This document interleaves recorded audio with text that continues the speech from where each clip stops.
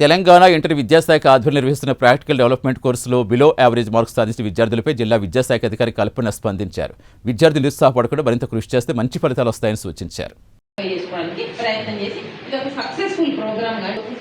దాన్ని మన విద్యార్థులకు కూడా మీకు షేర్ చేసి మన విద్యార్థులు మంచి జాతీయ స్థాయిలోనూ రకరకాల పెడుతున్న నీట్ కానీ ఎంసెట్ కానీ ఇలాంటి రకరకాల ప్రోగ్రామ్స్లో సీట్స్ వచ్చే విధంగా మీరంతా ప్రిపేర్ చేయాలని సందర్భంగా మీ అందరినీ కోరుతున్నాను. లర్నింగ్ పైన కాన్సన్ట్రేటెడ్గా మీరు చేయాలని ఈ సందర్భంగా మీ అందరినీ కోరుకుంటే అందరికీ కూడా ఆల్ ద బెస్ట్.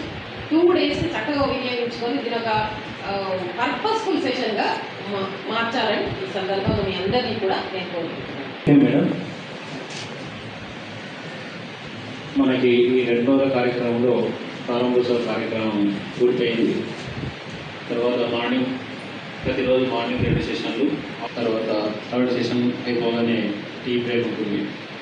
లాస్ట్ మనం 5 o'clock.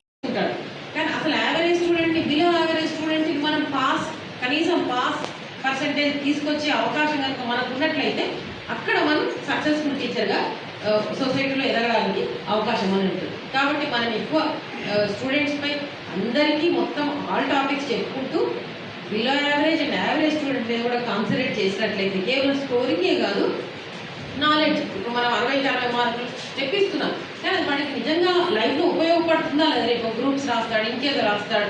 ఎందుకంటే చిన్న చిన్న అగ్నివీర్ లాంటి టెస్ట్లు ఇంటర్మీడియట్ బేస్తో సెలెక్షన్ అవుతుంది. అందులో కూడా ఫిజిక్స్ కెమిస్ట్రీకి సంబంధించినవి ఉంటున్నాయి కానీ అవి కూడా ఆన్సర్ చేసే పరిస్థితులు మన పిల్లలు ఉండట్లేదు.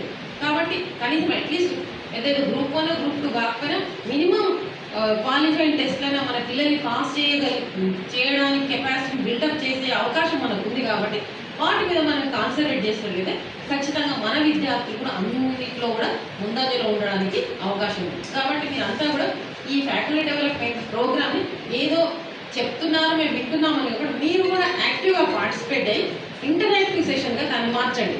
మీరు కూడా యాక్టివ్గా పార్టిసిపేట్ డిస్కషన్ మెథడ్లో ఉన్నట్లయితే మనకు అవుట్కమ్ ఎక్కువ రావడానికి అవకాశం ఉంది. కాబట్టి ఏదో మాస్టర్ ట్రైనింగ్స్ డిఆర్పిసి అక్కడ ట్రైనింగ్ తీసుకొని వచ్చారు మనం వింటున్నాం అనేది కాకుండా యాక్టివ్గా పార్టిసిపేట్ మీకు డౌట్స్ ఏమైనా డౌట్స్ ఎప్పుడు వస్తాయి, మనం సబ్జెక్ట్స్ని ఫస్ట్ పర్ఫెక్ట్గా నేర్చుకుంటేనే మనకు డౌట్స్ వస్తాయి. అది నేర్చుకోకపోతే డౌట్ అనేది రాదు మనకి. కాబట్టి ఖచ్చితంగా మీరు మారన్ టెక్స్ట్ బుక్ని ఈరోజు చదువుకొని వచ్చారని నేను అనుకుంటున్నాను.